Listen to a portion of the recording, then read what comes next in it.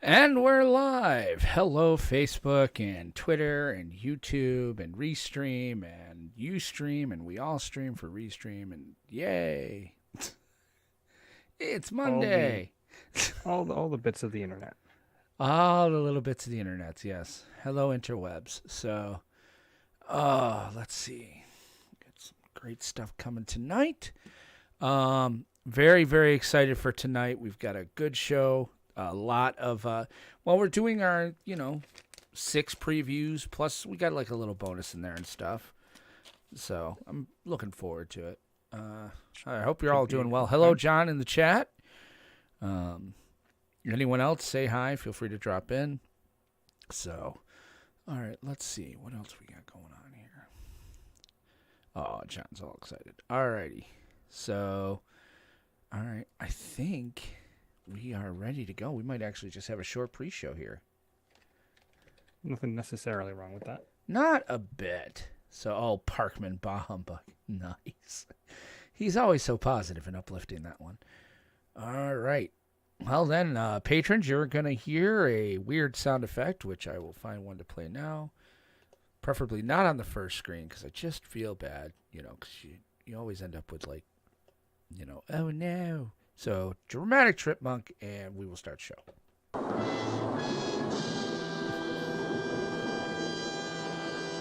All right. You've got a red button?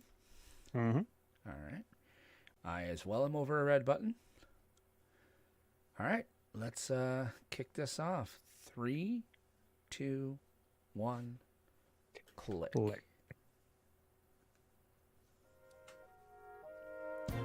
Greetings, salutations, and welcome to the Planestalkers Podcast, a show by casuals for casuals. I'm your host, Will Benson, joined as always by my gosh, could it be any hotter, co-host Aramis Perez. Aramis, sir, how are you tonight? It's actually not that bad today. You just came back from the park. It's a little muggy where I am, man. It just feels a little moist, and I know that's a trigger word for something.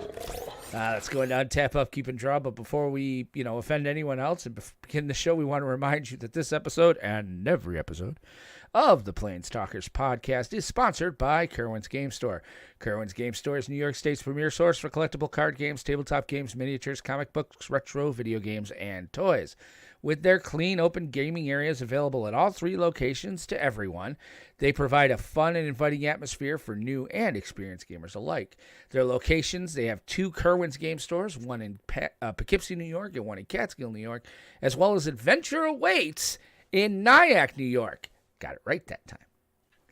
So we want to send a shout out to them. Thank you very much for coming along the side of the show. They have an awesome website. You can find them at kgsonline.com. Don't forget you get a 5% off any online order when you use the promo code Planestalkers at checkout. We also want to take a second to recognize our rare level patrons: Spencer, Chiba Tank, Bell, Levi, Jake, Brian, Apollo, Muertes, Parkman, and Dragon D's Nuts, as well as our producer-level patrons, John, Jamie, Vic, and Ian. These people help out in just so very many ways. We could not do the show without them. We've already got 2 people for Commander Craft, one for Game 1, one for Game 2, from our patrons. So we'll be opening it up for one more person tomorrow, and that's a Nemesis week. So that's kind of like the big thing they get is they get first crack at Commander Craft, as well as first crack at our Win-A-Box. So the Win-A-Box tournament's going on right now. And reminder that Commander Craft is our Wednesday show where we play listeners like you using webcams in both in 4-person Commander. We are doing kind of an arch enemy this week, at least for Game 1, which usually goes fast. I am the arch enemy. I'm the nemesis this week with Rin and Siri.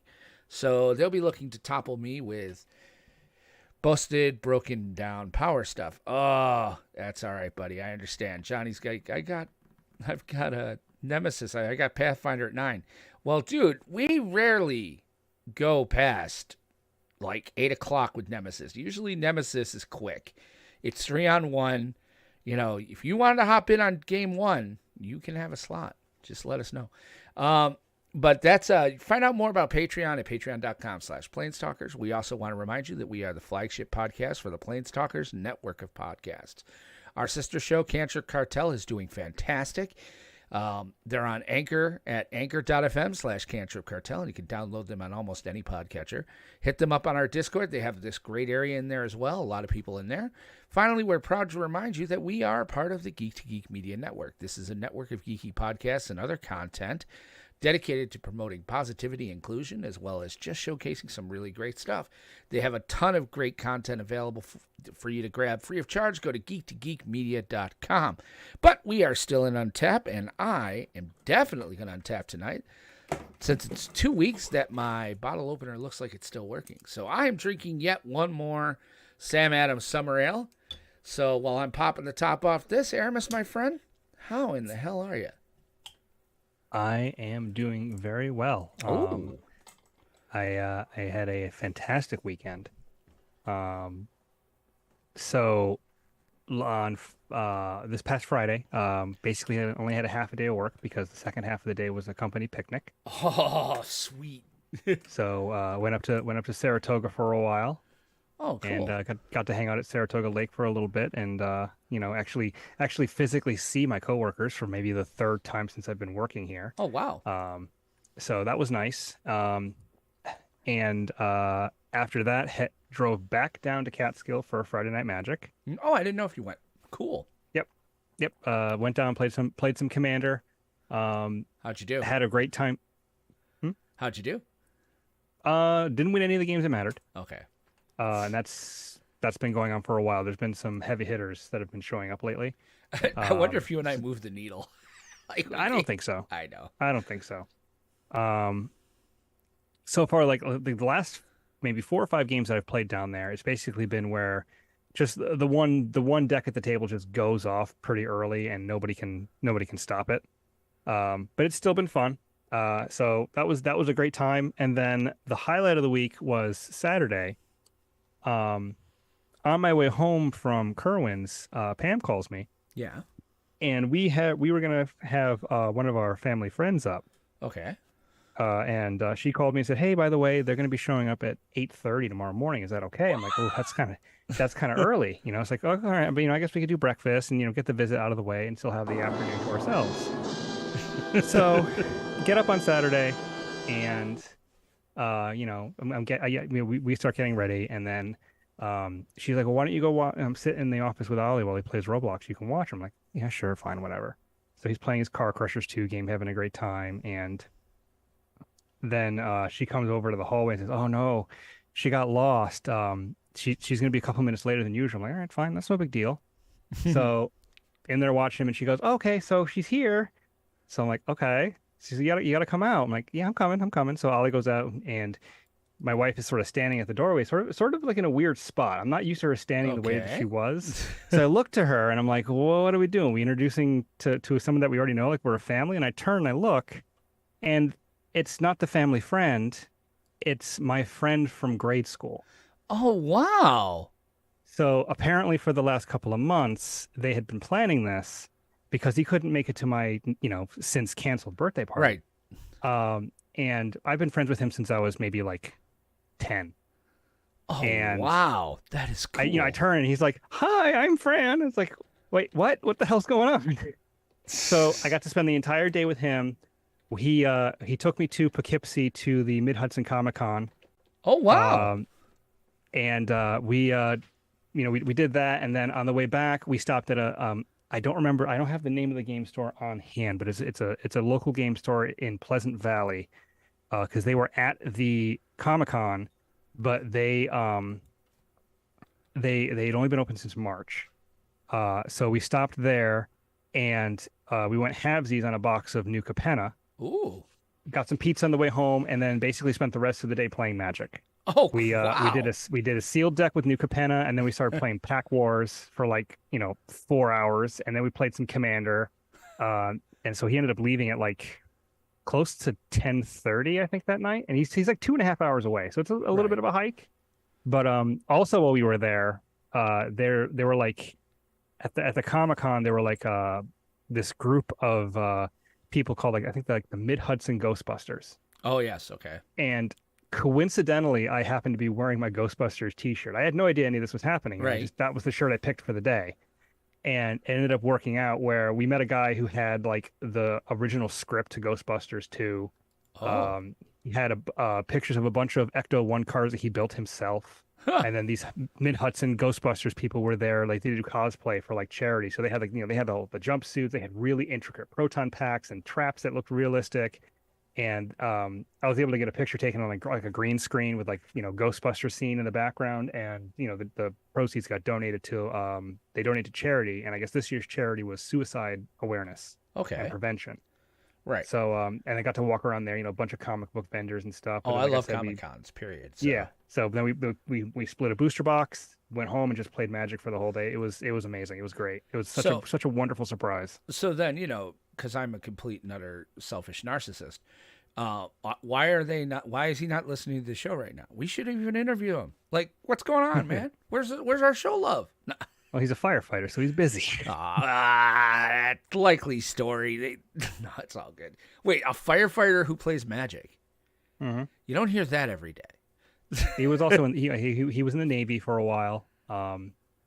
Big, huge, just like me, huge Trekkie. Oh, nice. He was like, I got to kind of live up my dream and be Chief O'Brien because he was a chief engineer on a nuclear sub. Oh, no kidding. Yeah, so nuclear subs, man. That's yep. That is an interesting life. Like he got to spend some time on a Los Angeles class attack submarine. Wow. Like never seeing daylight would be like the thing that would freak me out. Stuck in a can for 6 months.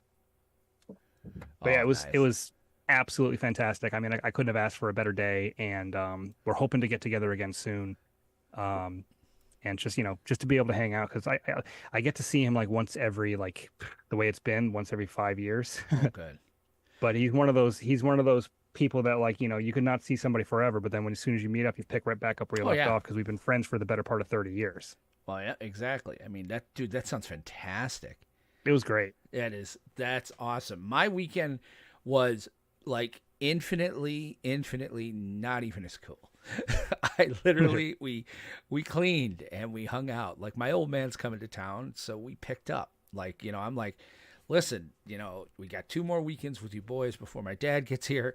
Let's get this kitchen done. Let's get this done. So we've been kind of like working a little bit on the house, and I actually worked Saturday. My boss is kind of like, yeah, if you need overtime, like, to get these things done. I'm like, okay. So I spent like, a good 3 hours Saturday just working from home, and, it's kind of cool. So, hey, Vic, how are you, my friend? So I'm looking I'm looking forward to a couple of weeks, but I mean, I think this weekend again is just going to be us cleaning.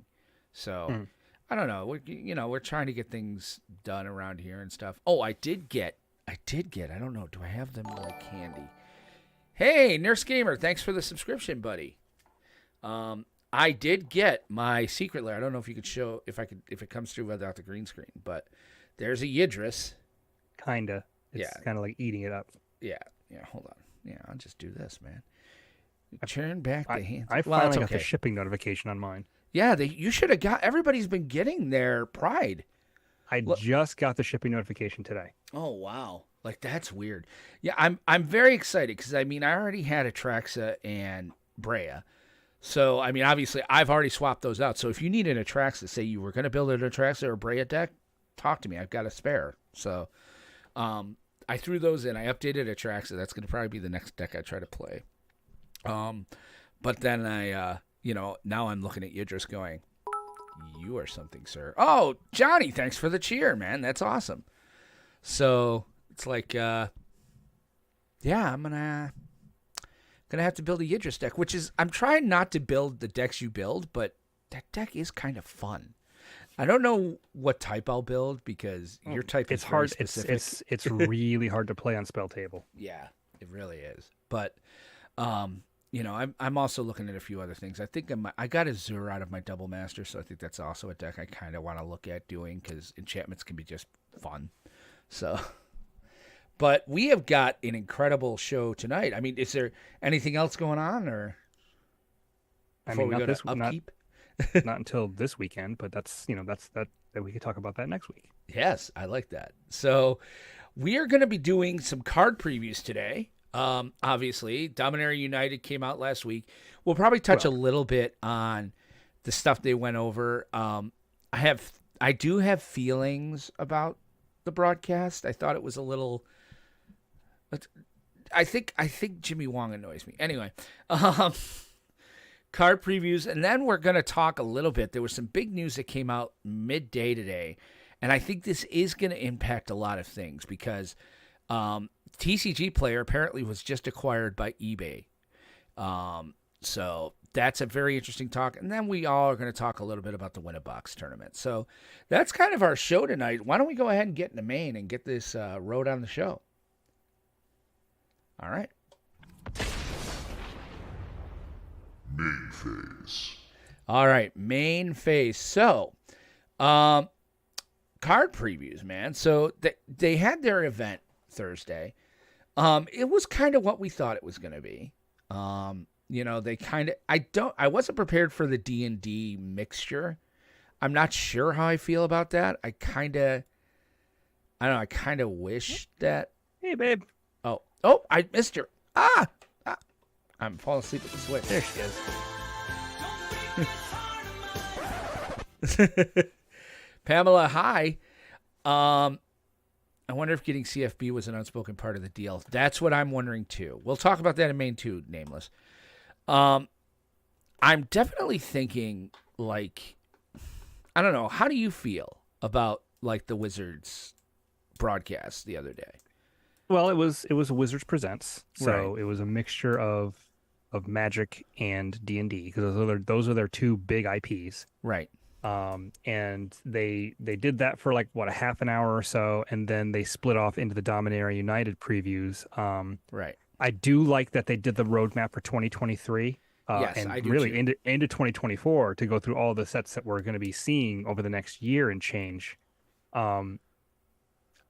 This is going to be something. I mean, the way this story is looking, it looks like the Phyrexians win. Yeah, that's what and then I think they go back in time. And yeah, it looks like they go back in time, like we've been saying all along. It looks like they do the whole Avengers thing. Well, And I mean, even the font of the 2 sets, March of the Machine, looks like an Avengers font. it really did. I was like, It really does. okay, this is But I'm not kinda... I'm not gonna fault them for that. I mean, No. like, so for those of you who Coincidentally, missed there'll this, be an Avengers Endgame secret layer coming your way. No. probably at some point, yeah. For those of you who missed that stream, so this set obviously coming out is Dominaria United. The next set coming out is the Brothers Brothers War. Then it's Phyrexia, All Will Be One. Then it's March of the Machine, Aftermath. What was it? Something Secrets of Eldraine or something like that. Yeah. And then And Ixalan. then the Lost Caverns of Ixalan. So we're going back to Ixalan, which is like, holy crap! That was kind of cool. I'm surprised we're going back to Eldraine as quickly as we are. And that's just it. That was one of the problems I had, is that, one of the upsides to kind of finishing War of the Spark, which they were really big on, is they're like, okay, after War of the Spark, we're going to go to Eldraine, and then we're going to go to Ikoria. We're going to hit a few new planes and do something new and different. But for the next year and a half, it's Magic's greatest hits. Well, Ixalan was kind of a miss, but it's Magic's greatest hits. It's, we're going to Dominaria, we're going to deal with Phyrexians, and we're going to do time travel and then go back to Eldraine. I think I'm willing to let them try Eldraine again because I get the feeling this is them kind of trying to pull a mulligan a bit and be like, see if they could do it well. And Morrow even said, or somebody said that, they want to do different things with the fairy tale kind of thing. They kind of want to go a different direction this time. So Right. I'm hoping that, obviously the adventure mechanic was the major busted part of that, as well as Oko. I promise you, I put it down now. There will be an Oko. They're gonna try it again. It's and I just looked it up again because I couldn't remember. It's Wilds of Eldraine. Yeah. Oh, Oko will be here. You know Oko is going to be in this set, and it's going to be fantastic. I like somebody had mentioned. I think it was in Twitter or even Reddit. They're like, so Eldraine is the palette cleanser plane. Interesting Because thought. that was the first place we went to after War of the Spark, and it's the first place we're going to after the Phyrexian invasion. I I definitely can. You know what? That may be a thing. I'm not sure how I feel about Ixalan. Ixalan is one of those sets that, you either really love it. Well, no, I don't think anybody really loved it. It's one of those sets that everybody was just kind of like, eh. I loved it. You did? Okay. I did. Right. Rekindling Phoenix is from Ixalan. I know. Zakama's from Ixalan. I know. So, I mean, it's obviously going to be dinosaur. I mean, the thing about it is, Morrow went out of his way to say he wasn't doing tribal. Like, tribal wasn't going to be a thing anymore, but you're going to Ixalan and you're going to Eldraine. It's like, dude, it's tribal. Eldraine wasn't tribal. Eldraine was fairy tales. Well, yeah, but you're right, I guess, with that. But Ixalan was tribal beyond tribal. I mean, what do we have? Dinosaurs, merfolk, vampires, and... Pirates. So... we're assuming the Painlands are going to be in Brothers War. Get out of our previews, man. Oh, and there she is. I missed Pam, and now I miss mine.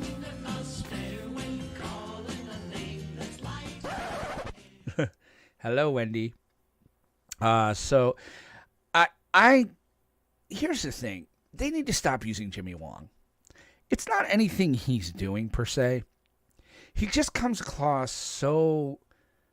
saccharinely fake, if that's a way to put it, that you automatically just sit there and go, no. Like, he's just not the guy you want. I couldn't deal. He was mispronouncing Phyrexia. What did he call it? Phyrexia. Yeah. He's like, we're going back to new Phyrexia. I'm like, it's Phyrexia. That's fine. It's a fake word, so either one I works. know. It's just he's just so he's so jive. It's like because I've heard Dominaria and Dominaria. Right. It's Dominaria, by the way. Dominaria is where you go if you're in London, darling. We go to Dominaria. But in any event, that's just it. It's like, please, just stop. Jimmy, I mean, put the other guy there. What the heck's his name? Josh Lee. Josh. I like Josh. Josh seems to come across as, he's also just as jive, but he doesn't have that. I think it's Jimmy's cadence and the whole and then we're gonna do this. Yo, it's metal. It's so metal. And it's like, oh, for frack's sake, dude. You're like the guy that they left in school to tell, when the teacher stepped out, you were the guy who kept names of everybody who talked. It's like you were in a locker at some point. I'm sure of it. So I'm guessing, I'm just going to take a wild stab here, that you're not a fan of Jimmy Wong. Not a real fan of Jimmy Wong. I find him to be jive and fake. And, I don't like fake. I don't like fake jive. No, I'm just kidding. Yeah, I don't go that deep. When it's something like this, I'm just like, give me the information. I don't care who's presenting it. Yeah. Just give it to me. I want to enjoy the presentation. I'm a big fan of presentation. So, but that was kind of my feels. I do think separating D&D and MTG is I get why you do it, but I mean, they kind of sprinkled them in between each other. I just found myself fast forwarding through the D&D stuff because I'm like, I'll read about it later. Yes, D&D 1 is important, but we all knew it was coming. And okay, and it's 2 years out. Why did we spend 45 minutes on this? I am not sure. In any event, that's my feelings. I don't mean to be negative. But let's kind of pivot from that, because then they went on and they did the Dominaria United previews, which kicked off preview season. And so Aramis and I, as we are wont to do, we decided to go ahead and put together a selection. We'll do it this week and next week probably, of cards from Dominaria United. Pre-release is what? 2 weeks from Friday. Yes. So yeah. Well, Friday after next. Yeah. So same thing. Yeah, see, that's just it, Vic. I'm with you. Game nights used to be fun to watch, but some of the weird things they cut scenes are lame. Yeah, and it seems in the beginning I liked Jimmy with that, and then he just started to kind of. It's like somebody told him to keep getting bigger, and he's not that good of an actor, and it just comes across as phony. Anyway, so Dominaria United preview cards. So we have, each of us has 3, and we're just gonna kind of go over these here. These are, I think. Now that we've moved kind of away from standard, I think we're both looking at this from a perspective of Magic overall, not just that's what's good for standard. I'm kind of excited for some of this, and I think you're going to take things off here. So you've got the first card. All right, sure. Why don't you go on into it here? Yep. So this card is my favorite card in the set. I don't care what else comes out after this. It's Phoenix Chick. I'm not surprised on that one, actually. It is adorable as all get out. It's not adorable. It burns you. It's so freaking cute. Look at that thing. It's coming out of his little leg saying, I am the incarnation of fire and death. Roar. Scree. So it's a 1/1 with flying and haste, and it can't block, which is already, pretty aggressive and pretty decent. Whenever you attack with 3 or more creatures, you may pay 2 red. If you do, return Phoenix Chick from your graveyard to the battlefield, tapped and attacking with a +1/+1 counter on it. This card is really, really good. Okay. It's a great 1-drop. It's already got flying and haste, so it's got evasion. It's going to hit you right away. Since it has flying, it's going to take a little longer before they can effectively block it. If they manage to deal with it, you can get it back with a moderately sized attack, and it gets bigger. And heaven forbid, like late game, say you have 3 of these in your yard and you have some extra mana. Attack with 3 goblins, pay 6 mana, now you have 3 2/2 flyers coming in too. Right, for 6 mana. And I like it. I don't love it. I mean, because this is going to be hard big to in beat mono red. Rekindling Phoenix for me. Like to have a 4/3 coming in for supposed free. to beat Rekindling Phoenix. I know.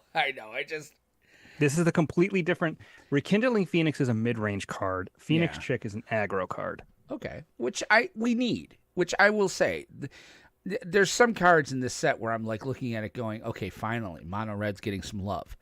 And I think in a mono red deck, this is definitely an automatic for standard for sure. It's going to be interesting to see. So yeah, it's going to be in rampant in standard. You're right. I love this card. I love this card. I like it as well. I just it's tough because I'm like I miss Rekindling Phoenix so much. So it's funny because you chose a red for your first one. I also chose a red. I was very excited to see that this is coming back. We've needed it in standard since it rotated out. So it's weird because, I mean, granted, we're not necessarily a standard podcast anymore, but we talk about standard a lot. And Lightning Strike has been missed. It's been 2 years since they rotated it out.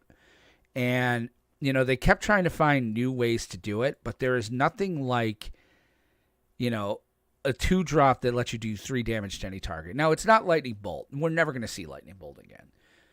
But, to be able to have this kind of... It's great removal. It's great spot removal. It's great finisher removal. There's so many copy spells in this set now that having this be able to be copied a few times, especially with a 20 life total, I love this card. It's the big thing is that there's a lot of 2-mana 3-damage spells that have been printed since Lightning Strike was last legal in standard. The difference is that none of them went face, or give you the option to face. Some did go face, but they were they either go face. You had to jump through hoops. Yeah, you either go face or you go creature. Or the card goes face. This one's like it does both. It goes anywhere you tell it to go. It can hit a planeswalker. It can hit a creature. It can hit a player. It could hit your mom outside. Like, I mean, it doesn't matter. You can do whatever you want. And yes, Lightning Strike, Vic, there's a lot of copy spells in this set. And there's already a storm like that that has storm. I mean, it only does 1 damage at a time, but you don't want it to do any more than 1 damage because... Right. This is going to see play again. I think it's been missed. I'm glad they brought it back. I mean, we would all prefer Lightning Bolt, obviously, in Standard. Who wouldn't? Is Lightning Bolt in Pioneer yet? No, Lightning Bolt's not in Pioneer. Right. So, I mean, there's a part of me that thinks that they eventually have to print Lightning Bolt because it should be in Pioneer. But well, I mean, Phoenix and Lightning Strike. I mean, there's 80 slots right there. There it is. Red. Yep. And there's a lot of other good 1-drops in Mono Red. I think Mono Red's coming back. I think that's going to be, which I'm all for. If I'm going to play a standard deck, I like to play Mono Red. So let's move on to your next card. Huh? I'll play Mono Red if I get to play Phoenix Chick. So freaking cute. Let's see. What do you got here? All right. So the next card I'm previewing is another uncommon. It is cut down. It is an instant for 1 black. Destroy target creature with total power and toughness 5 or less. So this is like the latest iteration of Fatal Push. Obviously, it Yep. can't be quite compared to Fatal Push, but it's still very powerful, cheap 1-drop early game removal. Yep. And it kills a lot of things. A lot of things. So, I mean, 3 2s, 2 3s, and down, basically, or Yep. 4 1s, 1 4s, 0 5s, that Yep. kind of thing. Or even, other small things like that. For 1 mana to be able to kill most small to somewhat medium-sized creatures is pretty good. I think this will definitely see play I do too. in several formats. I don't know which ones specifically, but there's going to be a home for this somewhere. I think Maybe it'll not be as a in 4 standard of, for maybe sure. yeah, But it might not be a 4 of, could be only a 2 of, and that's fine. Maybe even like as a sideboard option, but it's definitely going to see some play somewhere. yeah, I think you'll also see it as an addendum to Fatal Push and Commander. Like this gives you another 1-drop quick removal, because that's been the problem with Fatal Push and Commander is that you're like, wow, I have to draw it earlier. It's pretty much a dead card. This kind of actually, I would replace Fatal Push with this. No, Really, you don't think? heck no. Okay. No, this is worse than Fatal Push. But it can be used as, like as you said, like a second copy. But at the same Yeah. time, single target removal in Commander is not as good. You want to be getting more for it. This is very efficient. I don't know how. I mean, it might see some play in Commander. I don't think it's going to be like an all-star. But I think there's a home for this somewhere. It is. I think it's a solid card. I agree wholeheartedly. Hold on a second. My monitor just flashed. Huh. Interesting. Oh, there it's back. I'll write that down. All right. I love it. I do like this card, and like I said, yeah, I think in Pioneer, well, now that's 6 or 7 1-drop removal cards. You might start to see some more Esper tempo in Pioneer / Explorer. All right, let's take a look at the next one I chose. I chose a rare Astor, Bearer of Blades, a red, white, and 2 colorless mana. Legendary creature, human warrior. When he enters the battlefield, look at the top 7 cards of your library. You reveal an equipment or vehicle card from among them and put it into your hand. Put the rest on your bottom of your library in a random order. The big thing is the second and third is equipment you control have equip 1, and vehicles you control have crew 1. Love that card, especially with what I'm going to preview next. But I think this card is a rock star in some of the Commander, Voltron decks and stuff like that. To be able to, could you imagine a Colossus Hammer being able to be equipped for 1? I mean, there's a few different ways to equip it for 0. Yeah, I think So this sort of just kind of adds to the make my equipment cheaper to equip. This is a typical right. Boros equipment. This is right in the stereotypical lane as to what Boros typically does in Commander, and it's going to fit right in. It's got a home in Commander easily. I don't know necessarily as a Commander, because I think Brunar Battlehammer is probably better. Right. Sir Gwyn's also good, but I could see this replacing Sir Gwyn for me, because of being able to drop 7 in your deck. To be able to get 7 cards in your deck, put them on the bottom. Especially if you're getting flooded or anything like that, it's a good opportunity to kind of start managing your deck a little bit, getting an idea what you've got coming, you bounce this twice, you've gone 14, 21 cards into your deck. That's good information to have. I like this as a Commander. I really like the side stuff. I think being able to equip and being able to crew a vehicle for 1. There's some pretty powerful, the angel one there. What's its face? The Parhelion 2. Yeah, Parhelion 2. Imagine equipping that for 1. Things go. There's a lot of broken equipment out there that this thing could do really well in Commander with. I also think it could see play in Pioneer. I think having equipment in Pioneer, there's enough equipment in this new set. They've been dropping equipments lately. I think equipment could become an archetype in Pioneer and Explorer. I don't think so. I think he's got one job, and that's going to be either as a commander or in the 99. All right. Wish it The gave vehicles deck in Pioneer is Orzhov. I don't think they want to Yeah. splash into Mardu. I don't know. It'd be interesting to see. Well, what do you think? Your next thing, dude. Your last one, you had 5 or 6 cards. Yeah, well, that's only because they're part of a cycle. So if you're It is doing an one, you might as well amazing do the rest. cycle. So it's a reprint cycle. The Pain lands are coming back after don't think they've been reprinted since 7th edition. Yeah, it's been a while. It's been a hot minute since these have been reprinted. They've shown up occasionally in commander decks, but they will be standard legal for the first time in the better part of 15 years or longer. They get into Sulfuris, Pioneer now. Yep. Sulfuris Springs, Karplusan Forest, Shivan Reef, Caves of Koilos, Yavimaya Coast, and Adarkar Wastes. So what these lands do, if you aren't familiar with them, they each tap for a colorless. They enter untapped. Or you can tap them for one of 2 different colors, and if you do, the land deals 1 damage to you. That's why they're called Pain lands. Yep. These are a fantastic addition to Standard for fixing. They're a fantastic addition to Pioneer. It's always good to have more copies of them available. Not really too much to say about that. They're Right. very good, solid lands. They're not fetchable, but that's okay. This was Wizards' first attempt at replacing the original duels. And they felt like this was more fair.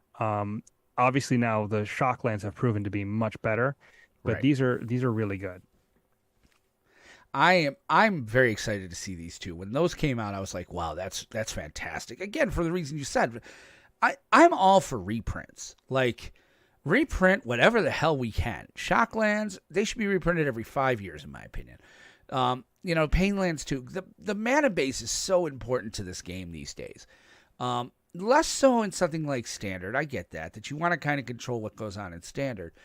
But, reprinting these in a modern set or a Pioneer set, I mean, now they can put these into Pioneer reprints if they start building, a Pioneer Horizons or whatever. Like, I just want to see. I'm very glad to see these here. I think it's very important to get stuff like this out to kind of help bring the cost of, the reprints down. And hey, it allows them to sell them in a secret lair with weird art on them, and the TARDIS will show up. These weren't super expensive to begin with. I think the most valuable one was in the neighborhood of like $12, but it is nice to get more of them in the wild to drop their price. Now there is 10 of them in total, but only 6 of them show up in this set. The really heavy expectation is that the other 4 are going to show up in the Brothers War, along with, maybe like the Mishra lands or something. I don't know. We'll see. Well, what are the 4? The 4 that are missing are, it looks like the Underground River is missing. That's the right. blue-black one. The blue-black Yep. one. The white-red Battlefield Forge is missing. That's Right. white-red. We are missing green and black, which is Llanowar Wastes. And then Green-white. the green and white, which was I forget what that one was called. I'll have to It's look that alright, one though. up. Yeah, but in any those are the event, 4 that were missing. Mortis, we're talking about eBay and Second Main. It's definitely. I'm glad to see this. I was obviously they're going to show up in Brushland. the That's what it Brothers was. War. Brushland. Yeah, Brushland, and they're obviously probably going to show up in the Brothers War.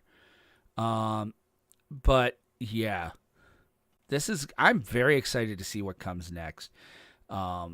With that. And I'm glad they're back. I want them in Pioneer. I think the more lands we get in Pioneer, the better. I love seeing them put Pioneer stuff together. And then, but let's go to my final card, which is it came out today, Weatherlight Completed, a completed vehicle. It is a 2-drop, so 2 colorless mana. Legendary artifact vehicle flying. As long as Weatherlight Completed has 4 or more Phyrexis counters on it. It's a Phyrexian creature in addition to its other types. Whenever a creature you control dies, put a Phyresis counter on it, Weatherlight Completed. Then draw a card. It has 7 more Phyresis counters on it. If it doesn't, you scry 1. I like this card. I think it's fantastic for sack decks. I think it's fantastic for aggro. I think this can see play in a lot of areas. I mean, especially in regards to, Aster, like to be able to give this equip for 1, well, now it's a 2-drop 5/5 that I can use on turn 3. So, So- Nameless Bun Bun has a question. He says, I gotta Yes. ask how the hell you complete something that's not alive. The Weatherlight's alive. Yeah, the Weatherlight was alive. It was built from the Weather Seed, and that was a magical seed that was from the Yapamaya Forest. It was a deal that was brokered between Urza and Multani, and it sort of grew. The ship sort of grew around that. It's alive in the sense that it sort of has like its own personality. It's not like going to start talking to you or anything, but it's alive in the sense that it's aware of its own existence. It's And, a TARDIS. Sort of, I guess. I don't know. I never watched Doctor Who. Yeah, I know. So, like, what happens in the story is that they are trying to, they're fighting off the Phyrexians. They're sort of doing like these smuggling runs, trying to get supplies to the Coalition. The ship gets brought down by a skeletal dragon. They meet up with Braids. Braids is like helping them because I guess there's a shard of her that's causing havoc that she's not too fond of. They fight that off. Braids helps them get the parts they need to fix the ship. But what they don't realize is that when the ship had landed, it was infected with the Phyrexian oil, and Phyresis. I think it's Phyresis or whatever. Phyresis, yes. Whatever, yeah. So by the time they tried to take off, the ship turned on them and started attacking them, and then it flew off. And then later in the story, it shows up at the Mana Rig attacking the Coalition with Urtai in command. Oh, Mycosynth. Okay. Well, Mycosynth was the stuff in Mirrodin, Yeah. but it was the glistening oil that infected the Mycosynth. I think this is fantastic. I think it's so flavorful. I think it's great. And I kind of love that they're kind of doing stuff like this because obviously they're going to do time travel again. And it's going to be fun. It's going to be fantastic. Because I think they're just going to do crazy shit now. They're going to be like, yeah, we're going to kill a Johnny and make him complete. We're going to complete the Weatherlight. We're going to, make Teferi's head flop off and he's going to roll sideways. I mean, they can do anything right now if they're doing time travel. I'm so excited for that. And guys, here's the thing. I haven't talked to Aramis about that, so I'm doing it on air, but us not doing as much standard, he's talked about lore a few times and about how, I'm a little bit turned off by it, but I'm understanding that not a lot of people are. So I think story time with Aramis is going to become a thing where there are going to be weeks where we're going to go into the lore and Aramis is going to take us on a journey because he knows so much about this and I don't. And that's kind of what the stuff he brings. And because now I am sort of fascinated with this stuff. So haven't talked to him about it yet, but let us know what you think. What do you think about that, Aramis? Because, it involves you.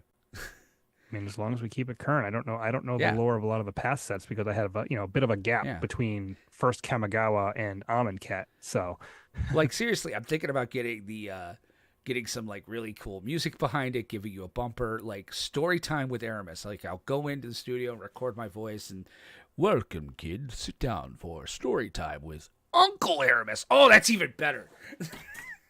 It's story time with Uncle Aramis. Only here on the Planestalkers podcast. Theo Aramis.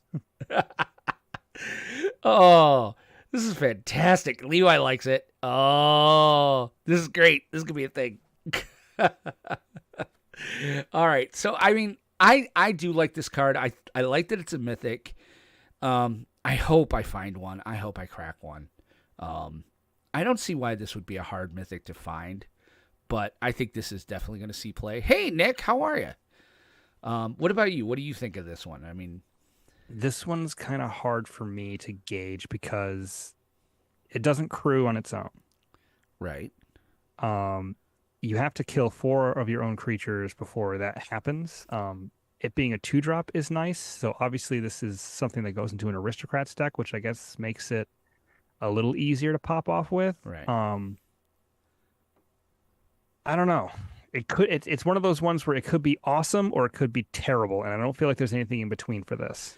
Oh, I think this is going to help my Brea deck a ton. I don't know. I don't see how it really Because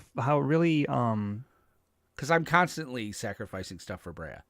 yeah, but it's usually the artifacts, not creatures. Well, artifact creatures. Yeah, maybe. But I Oh, mean that's just I don't think the Brea deck needs any help. it always needs a little help. So I'm looking forward to it. I think this will see some play in Commander, but you never know. But that's kind of our previews there. We each chose 3. We'll choose 3 more next week, him and I, from the stuff that comes out from like today and stuff. But I did, neither one of us talked about, the big ones. Because I kind of wanted to talk about them as one. So there are 4 Planeswalkers that are in this set. And that we know of so far. And damn, are they? I don't know about it. Yeah, we're missing Teferi, right? It was announced there'd be a Teferi. I think too, right? I don't remember. This might be it, but yeah, yes, Nick, it is Arch Enemy this week. So let's talk about this. So first of all, the biggest one to come was the Johnny Sleeper Agent.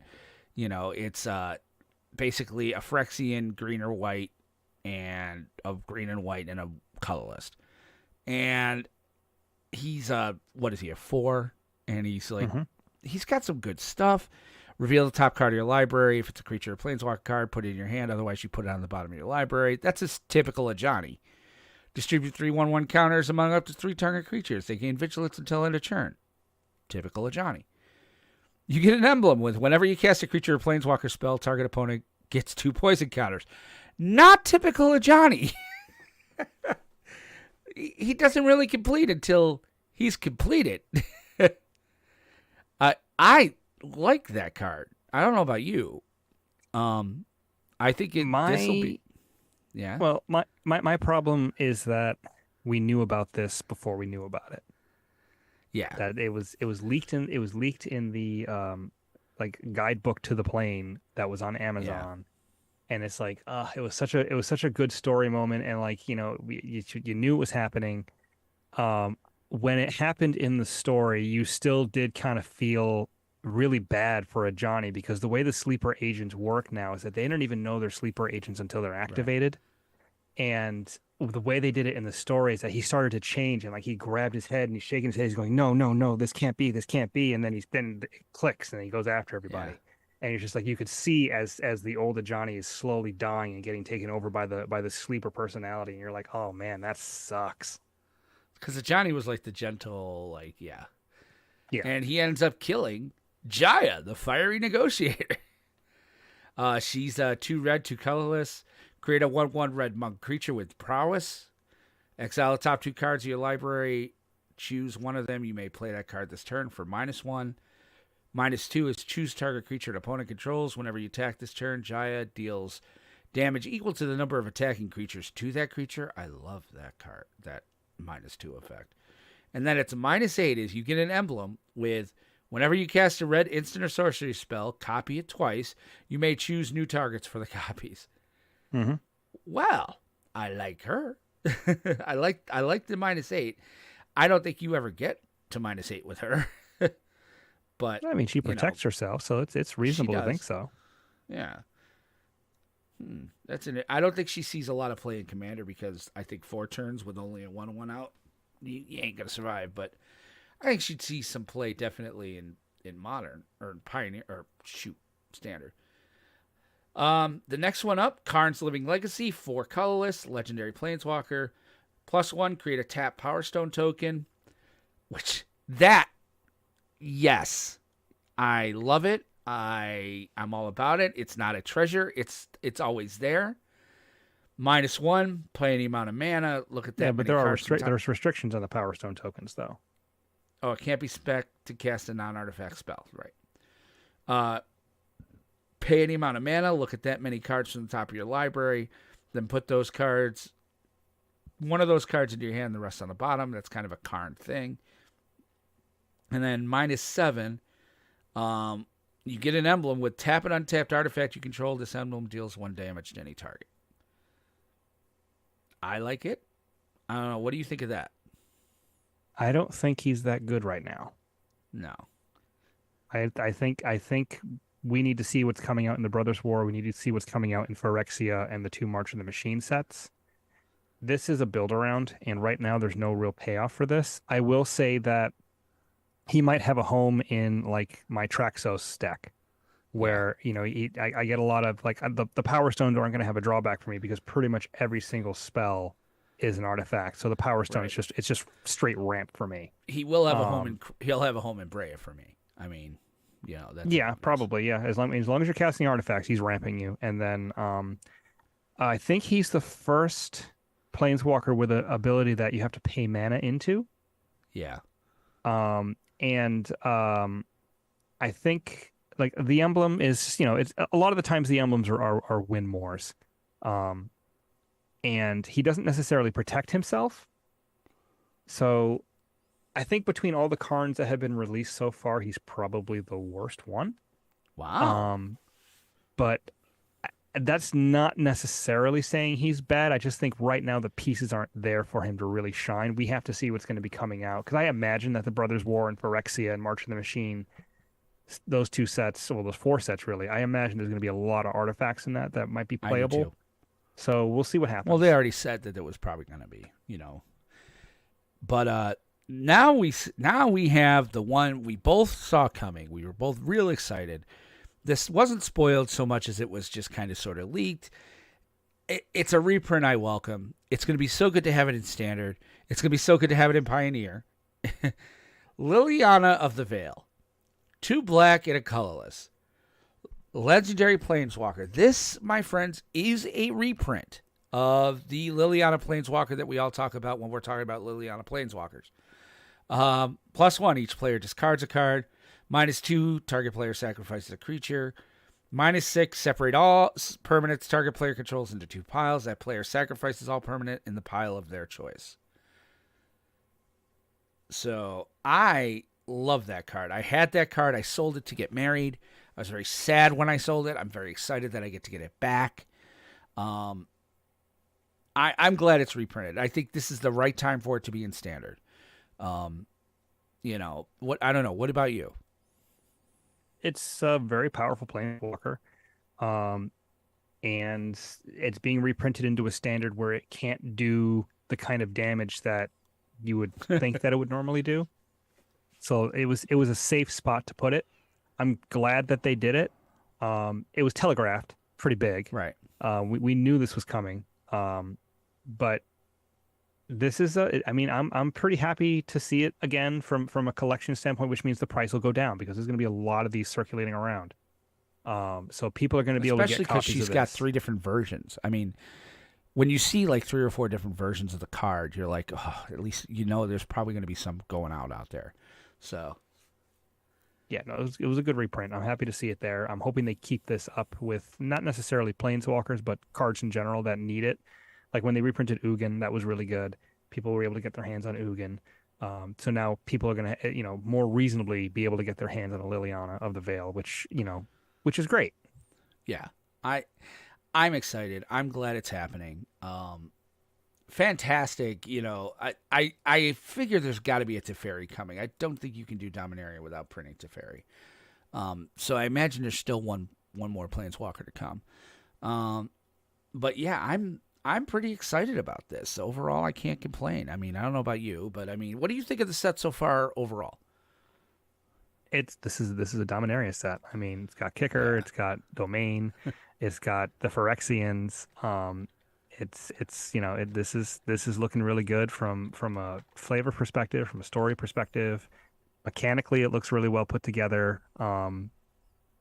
Obviously, we're still missing like half the set accidentally got spoiled already because they leaked the release notes. So yeah, we have to wait and see what the other half brings, and I'm excited for it. And it's gonna be one of those, the rotation's happening when this comes out. So we'll see what Standard looks like when half the sets are gone. Right. All right, so let's do this. Let's take a second. We'll pay a quick bill, and we'll come back, and we'll go into main 2 and talk some news here for the rest of the show. But don't go away. We'll be right back. When toxic culture has you down.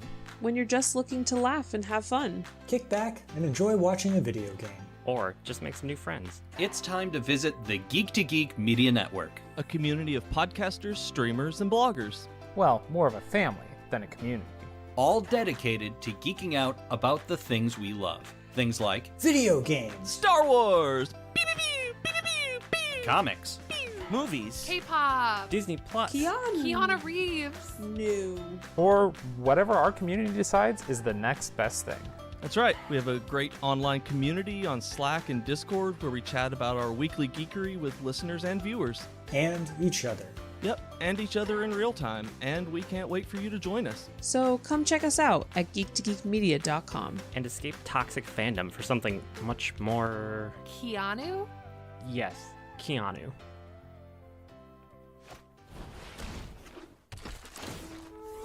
Combat phase. And we cast a fog. Main phase.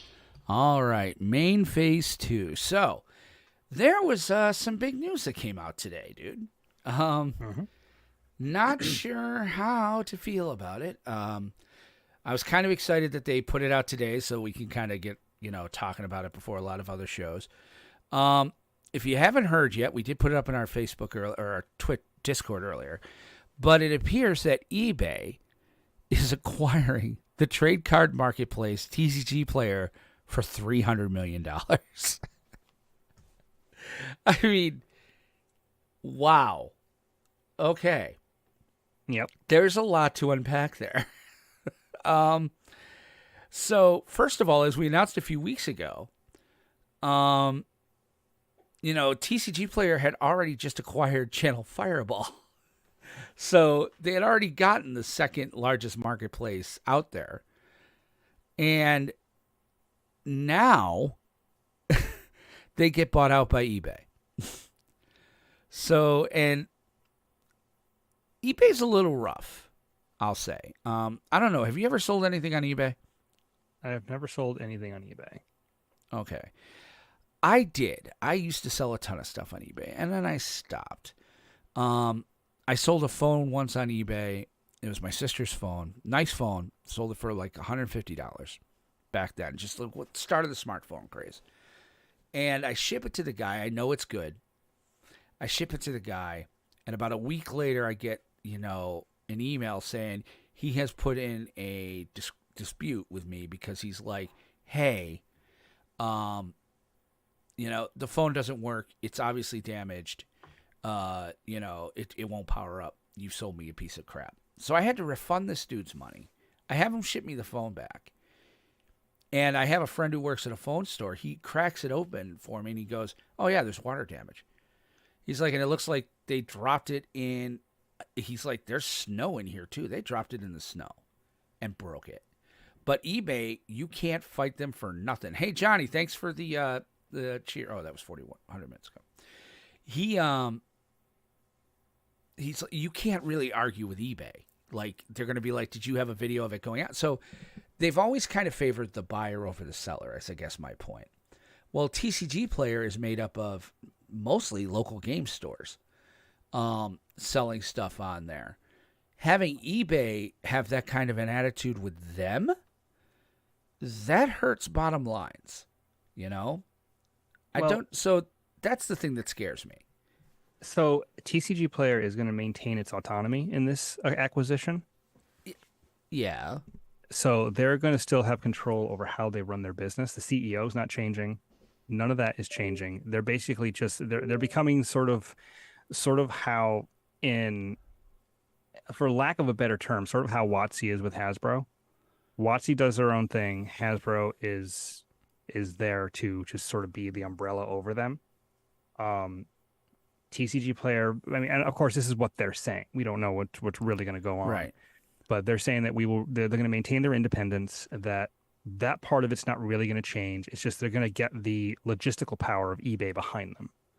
Right. Which TCGPlayer was already pretty robust, but adding eBay to it makes it more so. But at the same time, like you said, they just acquired Channel Fireball. And then to turn around and get acquired by eBay, I mean, really all it does is give you less choice. Yeah. And I think that's going to be a problem.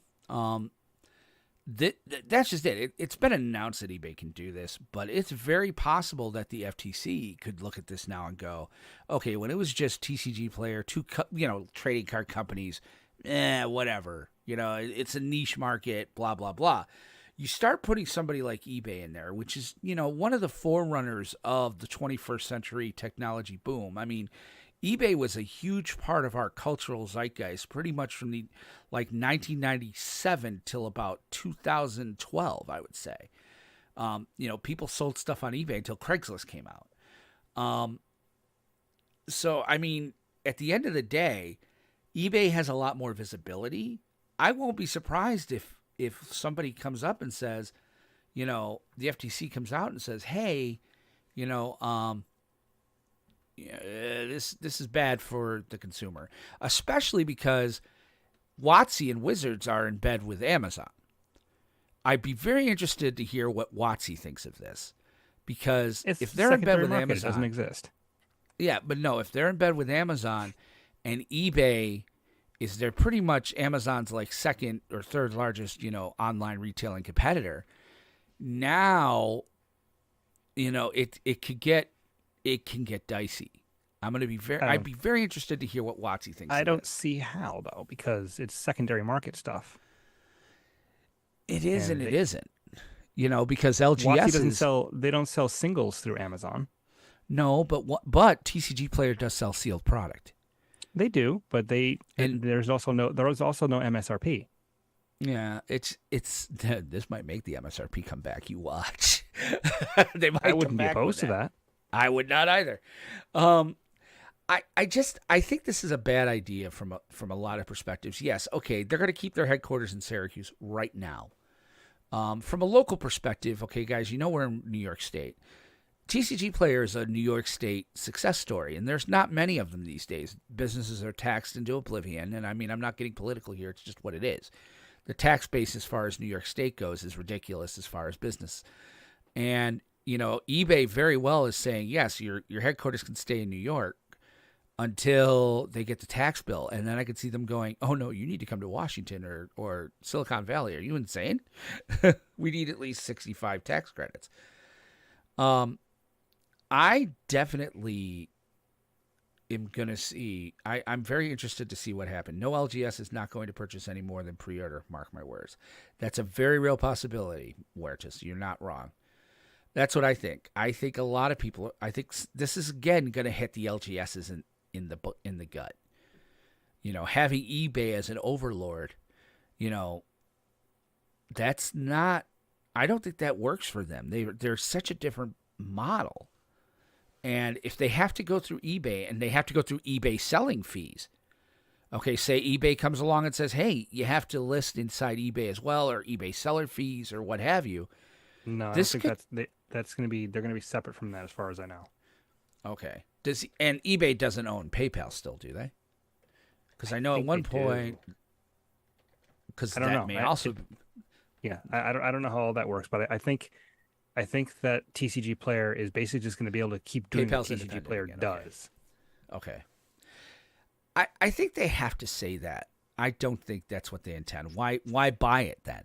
Why bring it in-house if you're not going to integrate the companies in some way? There's no reason to do it. Like, I understand why TCGPlayer grabbed Channel Fireball. They wanted that retail chain. They wanted the brick and mortar. I don't see why eBay acquires TCGPlayer and lets them remain autonomous, unless there's something, something we're missing. There's something in it for them, but I don't think it's going to be as nefarious as some people think. Well, I don't think Hasbro had nefarious intentions, but a lot of people feel like Magic lost something when Hasbro came in, myself included. I mean, the minute you add corporate, wait and see if the deal even goes through. Yeah, I'd be very interested to see if this deal goes through or not. I think it will. It probably will, but I also think it's going to take something that was cool, like TCGPlayer was, and kind of make it Jimmy Wong.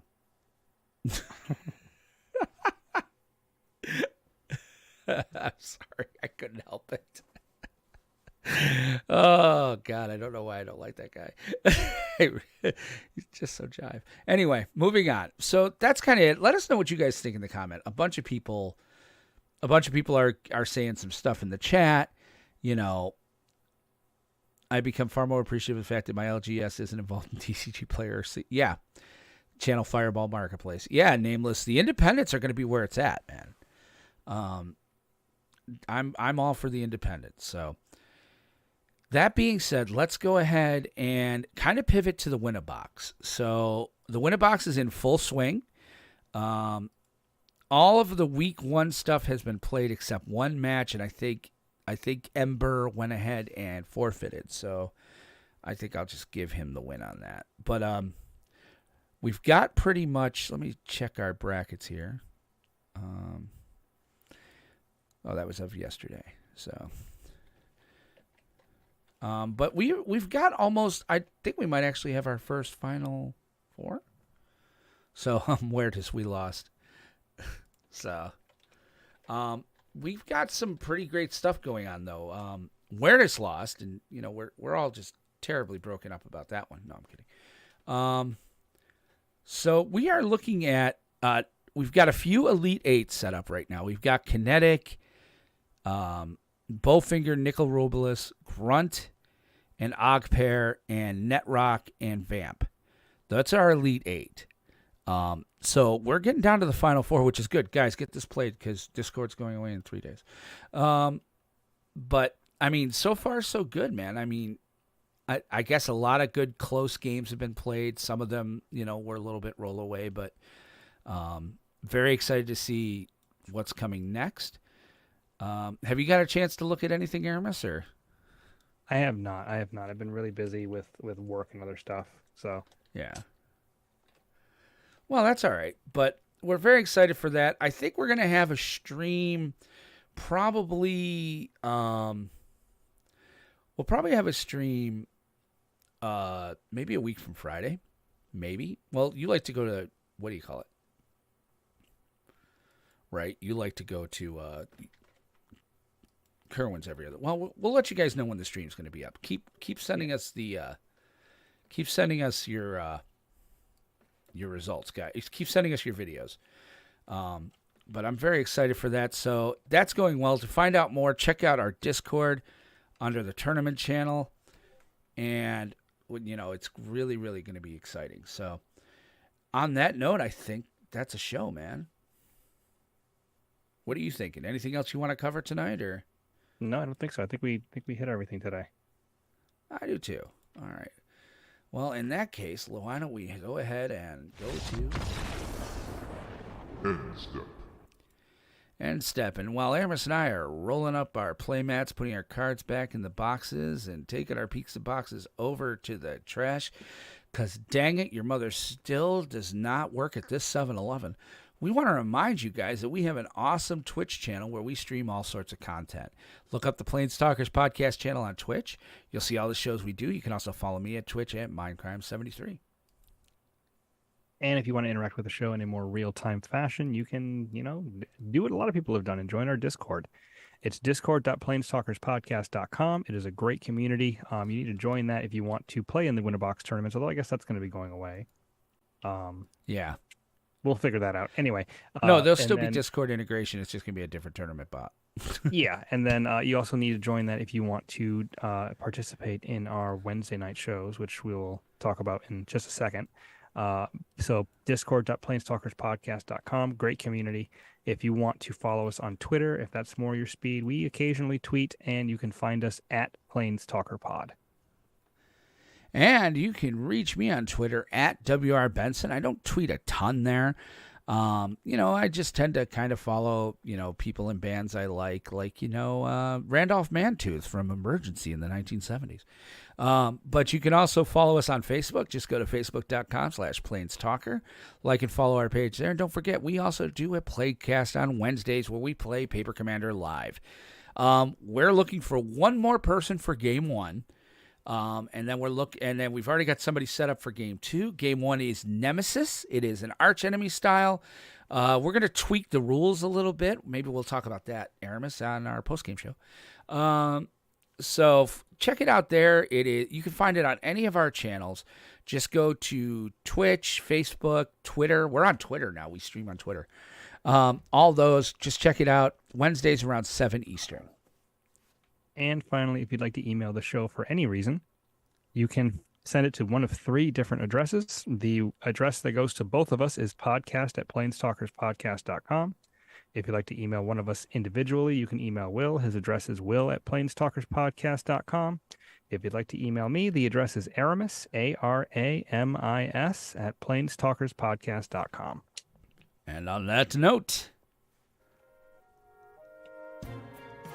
we want to thank you guys for hanging out with us tonight and being a part of the show. We will be back Wednesday night with Nemesis version of Commander Craft, followed by hopefully a game 2 with no champion and 4 new people playing together. We will also be back next Monday with our episode 149, talking some more Dominaria United and any other news and stuff you guys can use. Please hang out with us. Come join us at any point, anytime, Discord and our Twitter. And again, we will catch you guys next week. So for Aramis Perez, this is Will Benson reminding you to always keep some of your mana on tap, because you never know when you need it. Take care and have a great week. Bye-bye.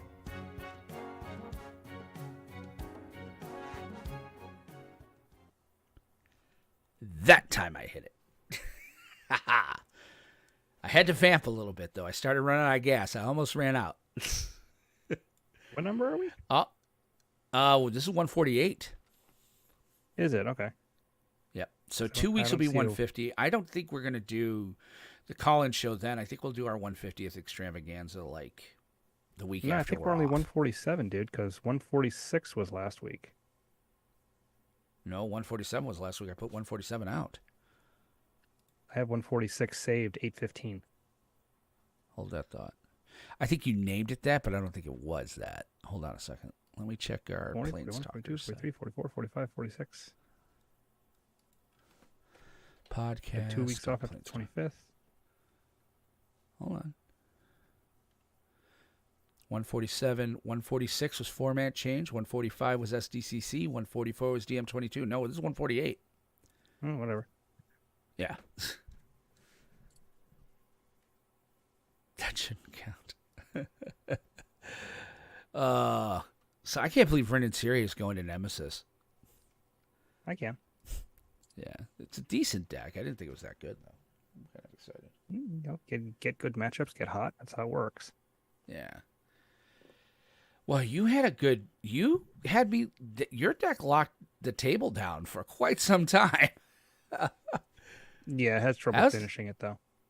Yeah, it's still. I only drew one creature the entire game. Yeah, that was a good time. So, I posed the Nemesis change up to the Discord. We had some interesting ideas. Some people were like, why have anything negative at all? I was like, well, that's an interesting viewpoint. Because, I was like, we have the 3 negative, 5 positive, and then like roller's choice. I don't know exactly what to think about that. So somebody promoted the idea of, what was it? Regrowth or rummage for a regrowth or rummage effect for some of this. I was like, maybe for 10, we'd come up with like 5 or 6 2-drop helper cards, regrowth, rummage, maybe cultivate, that you can cast pre-draw, lightning bolt or lightning strike, I should say. I don't know. That could be. What do you think? That could be like a back-breaking thing, though. Could be. Well, because I said if we roll a 10, it's a tutor. You get to search your deck and put what you want on top of your library. That could be backbreaking. That's broken. Yeah, okay. I don't know. It's an interesting idea. A regrowth is kind of cool, unless you have nothing in your graveyard. That's why I was like give a choice of like a regrowth, a rummage, or a adventurous impulse or something. I don't know. It's something to think about. Yeah, I don't know. I think, yeah. Well, because nobody has won Nemesis yet. So then I'm like, okay. Well, it's not supposed to be easy. No, but what's the point of the Nemesis? What's the point of the Nemesis die is supposed to be like, yeah, what is the point of the Nemesis die? Why did they do it in Archenemy? And is there a -1 in Archenemy? There's Archenemy cards. Yeah, there's negative effects on the dice, I think. for the On the arch cards, you enemy. mean an arch enemy? Yeah. Yeah. I think so. But for the most part, Okay. I mean, it's like the arch enemy got, it was supposed to be difficult, so the dice was there to give him extra boosts to help him, be able to fend off 3 people. Casual format. I'm just looking it up because I'm like, if the arch enemy dice didn't die in arch enemy doesn't have a negative, then I could see us not having one. I mean, I don't think I'd make the change before Wednesday because I'm arch enemy, and so it just seems a little bit self-serving. But team versus team multiplayer variant. Oh dear God. Team of players faces off against a single opponent. Strengthened with powerful scheme cards. That's it. Arch enemy scheme cards. That's what the dice is supposed to be like, is a scheme card. So, I don't know. It's something to think about. And again, it might not be something we do now. Maybe we should write that down for like a slower week after release. Go through Nemesis and really come up. What about to rummage up top of the library instead of hand? Well, yeah, I'd be fine with that. It would negate the draw. So, well, rummage or regrowth. It's an interesting thought. But otherwise, I think it's good. So, I'm looking forward. I love Wednesdays. I do.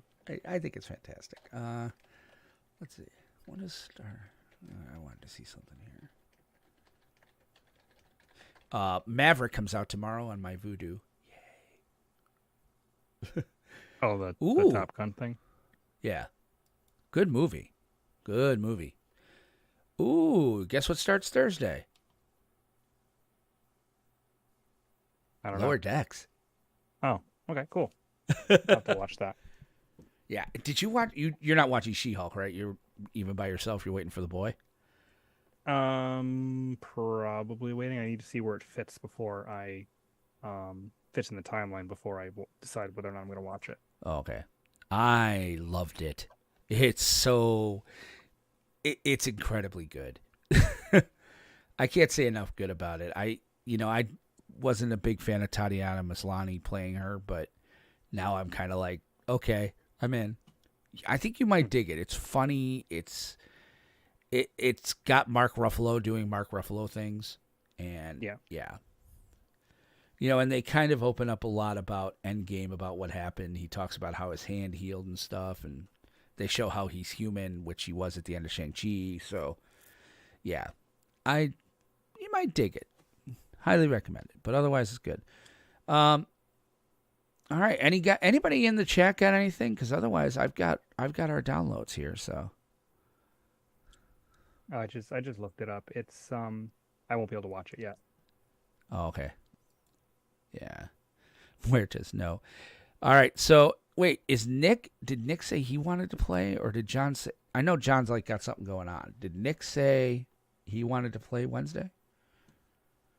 Well, I mean, right now it's patrons only. Yeah. So, I'm sure we'll find somebody to fill that 4th seat. I forget who we got for the first round. I think it might be it's Kinetic. So, got Kinetic for Nemesis. So, okay. Yes, that sounds good to me. Johnny is down to play for Wednesday. Okay, well then we'll put Johnny in, and then we'll have Nick stand by for round 2. Did you see also a bunch of people put decks in? I moved. Apollo had a deck list into the. I saw it before we went live. I haven't had channel. a chance to actually look at it. Yeah. I'm very interested to see how Vic's tool goes up against that, because I mean, I'd love to get this off your hand, off you. Like, if Vic's tool can become like the standard, I'm golden. Like, then it takes it all off of you. I like doing it though. Oh well, you can keep doing it. I'm trying to be helpful. That's what I get for being helpful. Oh, good. And Michaela got her cards, and Apollo got his. Apollo showed us his cards he got in the Discord. Overall, not bad. He did all right. Let's see. What did he pull? Watley. Did he put in the patron channel? Or did he just send it to me? Maybe he just sent it to me. Oh, he did. He sent it to me. I should put this in there. He got an Aether Vial. Looks like foil. Teferi's Protection alt art. Wall of Omens. So he didn't do too bad. And an Eternal Witness alt art. Big one, though, is obviously Aether Vial and Teferi's Protection. Yeah, those are decent ones. Yeah. So, overall, awesome. Oh, I was really hoping one of you all would beat Netrock. Wouldn't be surprised if I get swept in the first 2 games. What is Netrock's deck? Is that the one that we were both kind of like, oh, this could actually win the tournament? It's the mono white. Oh, is it? Oh, come on, man. You could beat that. You just got to get under it. But all right. Well, guys, we're going to back on out of here because it's getting kind of late.